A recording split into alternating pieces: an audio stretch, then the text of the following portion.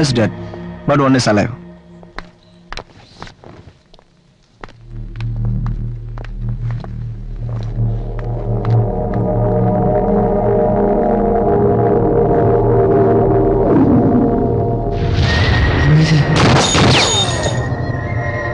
Major, Siva sir. Nana sir.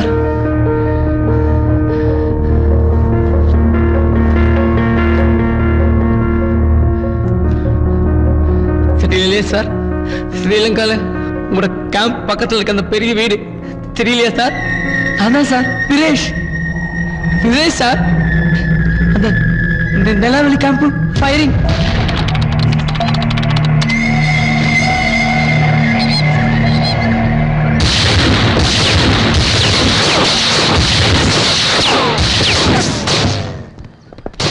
உங்கள்கிட்ட எத்தனை வாட்டி சொல்லியிருக்கு சாப்பாடெல்லாம் எடுத்துட்டு வர வேணாம்.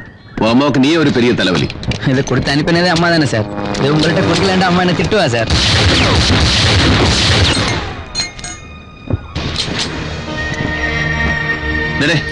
அதில் எங்க போடு, எடுக்காத சார். இல்லை நான் ஒன்று வச்சிருக்கேட்டா. That won't give you life, that takes your life. அது உயிரை எடுக்கிறதுக்குடா, கொடுக்கறதுக்கு இல்லை. அதில் உனக்கு தேவையில்லை, அங்கே வச்சிரு. மாலையில கோத்து போட்டு இருக்கு, ராக்கெட் மாதிரி. சொன்னா புரிய மாட்டீங்களே. சரி எடுத்துக்க.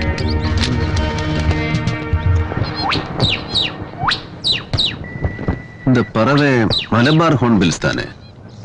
இல்ல சார், இது வந்து ப்ளூ ஃபேஸ் மல்ஹோஹா. இது லோவர் ஆல்டிடியூட்ல பறக்கக்கூடிய பறவை சார். இந்த சீசன்ல இதை ஸ்ரீலங்கால நிறைய பார்க்கலாம். நீ டாக்டர் ஆகணும்னு சொன்னேன், இதெல்லாம் எப்படி தெரியும்? எல்லாம் எங்க அப்பா சார். எங்க அப்பா ஒரு என்சைக்ளோபீடியா, ஒரு நடமாடும் பல்கலைக்கழகம் சார். இதுக்கடா இதுல போய் மாட்டினேன்.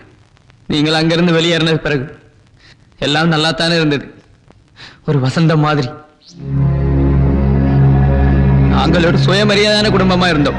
எங்க குடும்பத்துக்கு அங்க நடக்கிற சோசியல் இலிட்ரேட் தாங்க முடியல சார். அந்த ஸ்ரீலங்கன் யூஎன்பியோட அராஜகம், அந்த சிங்கள இனவாதிகள், இன உரி முடித்த நாய்கள், அவங்களோட அந்த சிங்கள போலீஸும் நிக்கிறான் சார் சேர்ந்து.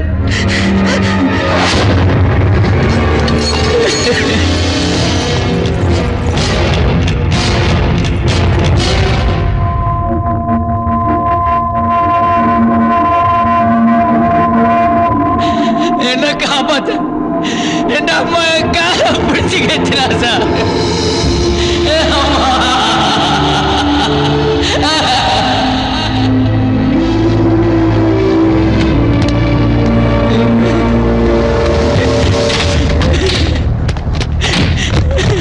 அப்பா வச்சு விட்டாங்க, கண்ணுக்கு முன்னாலே அப்பா வச்சு விட்டாங்க. இறக்கவே இல்லை வேண்டாம், அப்பா கொடூரமா அடிச்சாங்க. ஐயோ என்ன தங்கச்சி, ஐயோ என்ன தங்கச்சி.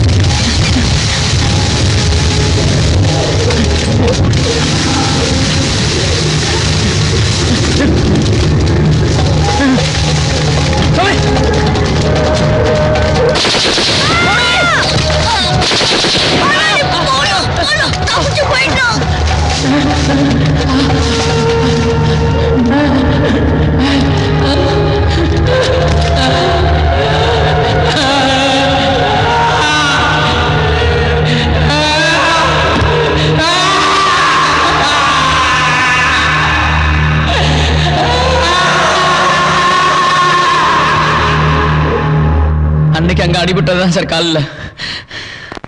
இந்த ட்ரீட்மெண்ட்டுக்காக பெங்களூர் வந்தேன் சார். எனக்கு இந்த ராஜீவ்காந்தி கேஸுக்கு எந்த சம்பந்தம் இல்லை சார். நான் அப்பெல்லாம் நினைச்சேன் அவ பண்ற தப்புண்டு. ஆனா இப்பதான் தெரியுது எல்டிடி பண்றது கரெக்ட். அது உனக்கு தான் கரெக்ட், எனக்கு இல்ல. உன்ன மாதிரி சிங்கள திங்காரங்களை காப்பாத்துறதுக்கு நாங்க அங்க வந்தோம். അപ്പൊ നിങ്ങൾ ഞങ്ങൾ രണ്ട് കൈനീട്ട് സ്വീകരിച്ചു. LTT മുഴുവൻ ഇന്ത്യൻ ആർമി ക്യാമ്പിലായിരുന്നു. ഓർമ്മയുണ്ടോ നിനക്ക്? യെസ്. ദെൻ 15 ദിവസം കൊണ്ട് എല്ലാം അവസാനിച്ചു. നിങ്ങളെ 16 ടോപ്പ് ലീഡേഴ്സ് ജാഫ്ര പോർട്ടിൽ സൈനഡ് കഴിച്ച് മരിച്ചു. IPKF എല്ലാവരെ കൊന്നു. ആരെങ്കിലും അതിനെ കുറിച്ച് ആലോചിച്ചോ? ഇല്ല. ശ്രീലങ്കൻ UNP കളിച്ച കളി IPKF LTT കൂടെ അടിക്കാൻ.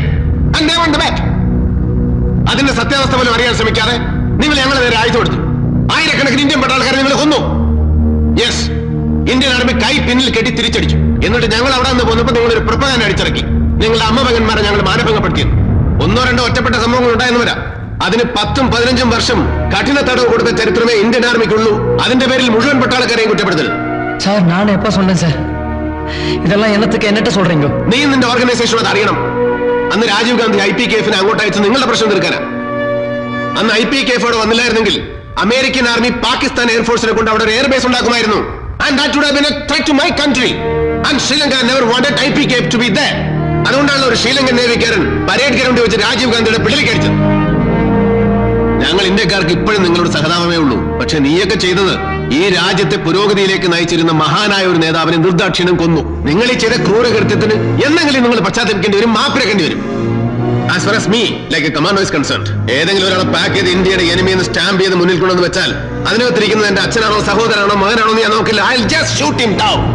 And that's my duty.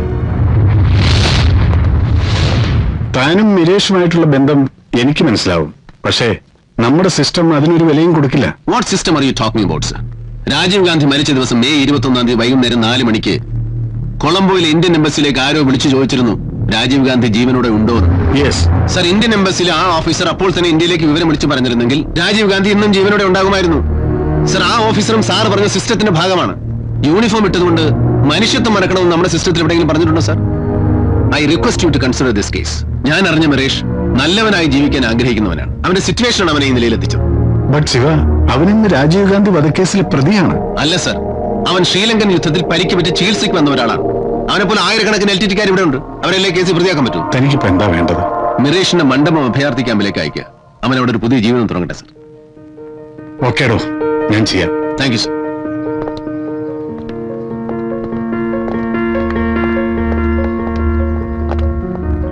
മിരേഷ്,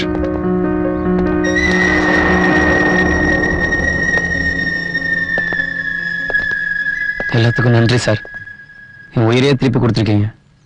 இந்த புது வாழ்க்கையில ஒன்று நேசிக்கிறதுக்கு நிறைய பேர் இருப்பாங்க. அதெல்லாம் எனக்கு தெரியாது சார். ஆனா என் மனசுல எப்போ நீங்க இருப்பீங்க சார். எப்ப முடிஞ்சா என்ன வந்து பாப்பீங்களா சார்?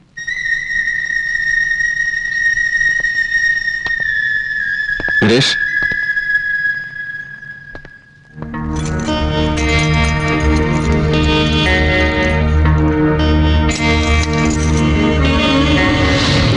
சார் இதெல்லாம் நான் வச்சிருக்கேன் சார். அது உயிரை எடுக்கிறதுடா, கொடுக்கறது இல்லை. அதில் உனக்கு தேவையில்லை வச்சிருக்க. இது என் ஞாபகம் என் வாழ்க்கையில் எப்போ இருக்கக்கூடாது சார்.